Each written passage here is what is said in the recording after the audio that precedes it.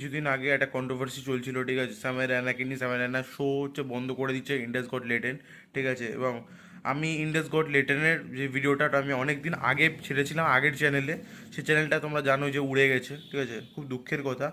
দেন তারপর হচ্ছে আমি আবার ভেবেছিলাম যে বানাবো, কারণ আমাদের ঋত্বিক অধিকারী ইন্ডিয়াস গট লেটেনকে ঝাইপ্পা একটা শো বানিয়েছিল, ইন্ডিয়াস গট ট্যালেন্ট।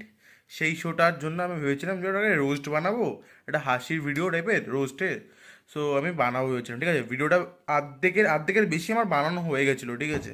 তারপর কন্ট্রোভার্সি চক্করে ইন্ডিয়াস গট লেটেন্ট শোটাই পুরো বন্ধ করে দিয়েছে, ঠিক আছে। সব পলিটিশিয়ানরা সব মানে গায়ের জোর লাগিয়ে, ঠিক আছে, মানে সব নাড়া ফাড়া লাগিয়ে একাকার কাণ্ড করে শো বন্ধ করে দিয়েছে। সামে রেনার নামে কেস করে দিয়েছে, বিয়ার বাইসেপের নামে কেস করে দিয়েছে।